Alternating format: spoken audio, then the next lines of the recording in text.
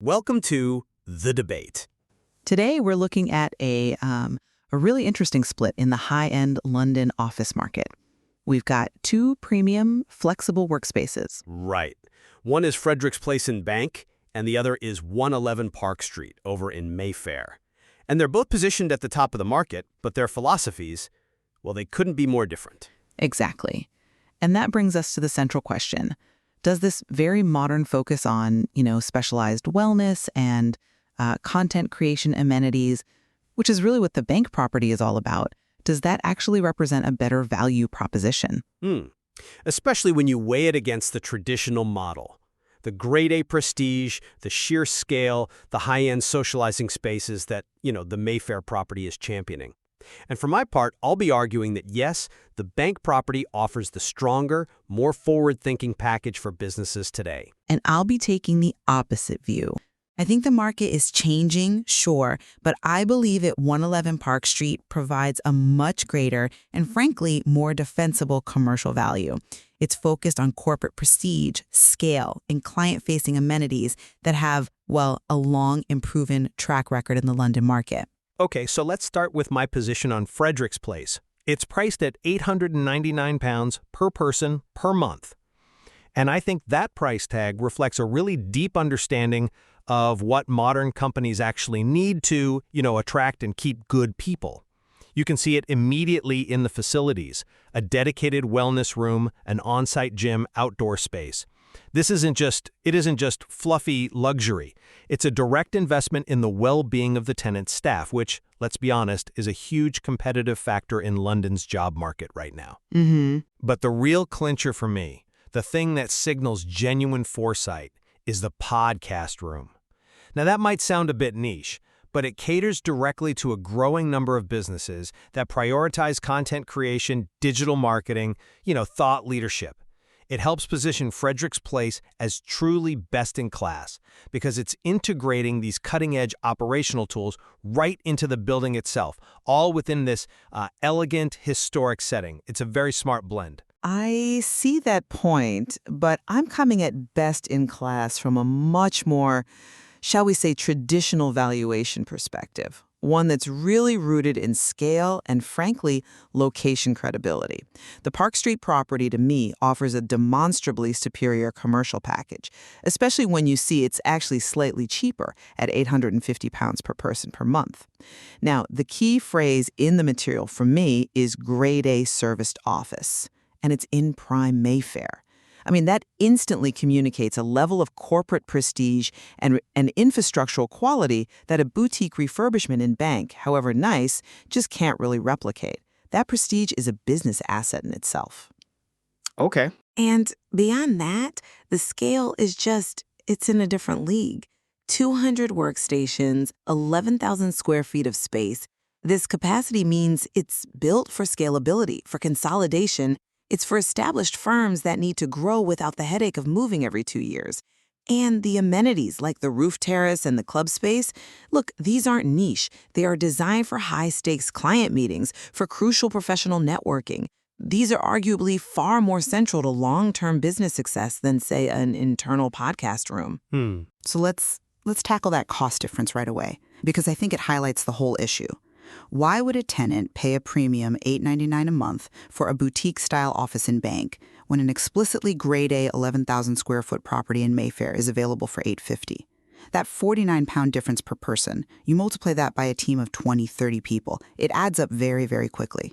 It seems to me the premium for Frederick's Place is tied almost entirely to these highly specialized, internally focused amenities, like the gym or the podcast room, rather than core commercial advantages like location, prestige, or just sheer size. I think it's a hard sell for any company that isn't, a media production house. Well, I see why you'd focus on that £49 difference, but I'd argue that Frederick's Place is effectively internalizing costs that the Mayfair tenant still has to pay for, just externally. It justifies the premium through this embedded utility. Think about it from a practical day-to-day perspective. A company that needs a high-quality recording space for its marketing or wants to offer gym access for its wellness program, they either have to pay for those things somewhere else, adding travel time, subscription costs, logistical hassle, or they just go without. The premium at Frederick's Place is for an immediate, all-in-one solution. It's a future-proofing premium. And let's not forget, its November 2024 launch date means it's been designed from the ground up with the latest specs. We're talking about optimized airflow, better tech integration, things that often surpass the quality of a refurbishment, even a very good one in Mayfair. It's an investment in holistic employee retention, and that has a huge ROI. Right. And that brings us right to the utility debate, doesn't it? Specialized, daily use amenities versus these occasional, high-impact social spaces. The features at Frederick's Place, the wellness room, the gym, the podcast room, they are all designed for high-frequency, practical, day-to-day use. They directly address employee retention and the relentless demands of modern marketing. We have to really question the frequency of use for the Mayfair offerings. How often does the average tenant truly need that high-end club space for a critical client meeting? Once a month? Once a quarter, maybe?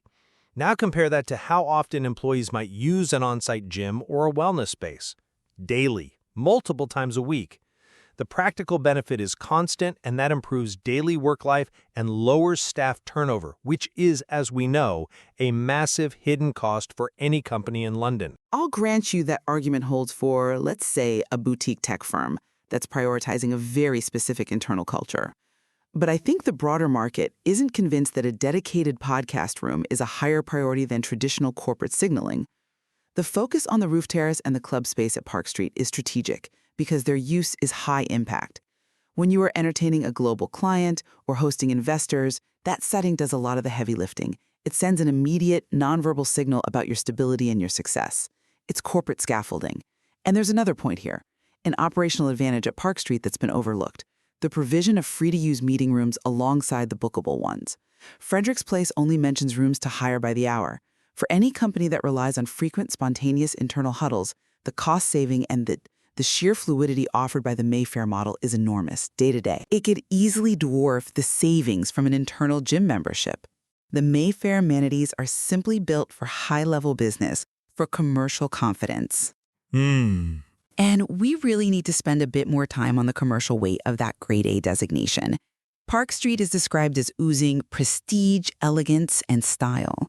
In the London market, particularly prime Mayfair, Grade A is not just a nice adjective. It's an objective, industry-recognized measure of quality. It guarantees standards for everything from HVAC systems and floor capacity to security and IT infrastructure. For regulated industries, finance, law, asset management, this designation isn't a bonus, it's a requirement. It reduces commercial risk, it assures compliance, it's what attracts premium clients. Can an elegant period building in Bank, despite a lovely refurbishment, truly carry that same implicit market weight? I would say no. Prestige in this context is quantifiable commercial currency. I agree the Grade A designation holds weight, especially for older, more traditional firms. But I think it risks prioritizing rigid, external labels over the actual functional reality for the people working there. I mean, sometimes traditional Grade A prestige forces tenants to compromise on the genuine employee experience. Frederick's Place is flipping that. It prioritizes the internal experience by making sure the office space is, and I'm quoting, flooded with natural light, and by blending that historic charm with a completely modern fit-out. And that's a critical distinction. The new standard for high-end offices is becoming less about the regulatory tick box of the structure and more about delivering a complete environment, light, air quality, wellness spaces, digital readiness that demonstrably helps attract and retain talent. That focus on tenant well-being rather than just the market designation is where Frederick's Place is carving out its relevance for a modern client base. Think Fintech, innovative consultancies.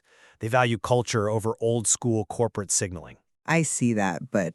And just to pivot slightly to the practicalities of footprint and connectivity, because this really shapes the daily experience. Frederick's Place has excellent connectivity. It's a short walk from Bank and St. Paul's. You've got immediate access across major tube lines. But more than that, the boutique size suggests a quieter, more focused, more exclusive environment. It's deliberately designed to feel like a community, not at a crowded office block. The Mayfair property, with its 200 workstations across 11,000 square feet, it risks diluting that sense of exclusivity.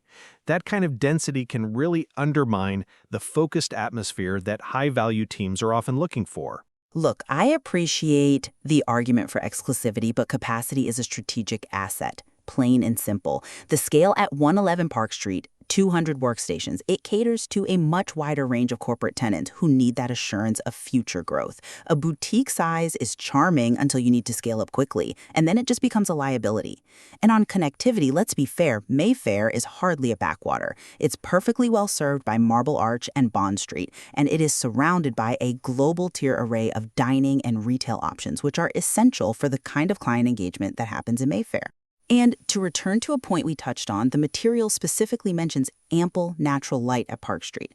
Combined with its large scale, this shows it isn't a compromise on the employee experience. It's an optimized facility designed to handle large teams efficiently while still feeling premium. The broad appeal of that scale, combined with the Grade A label, is just a superior proposition for market stability.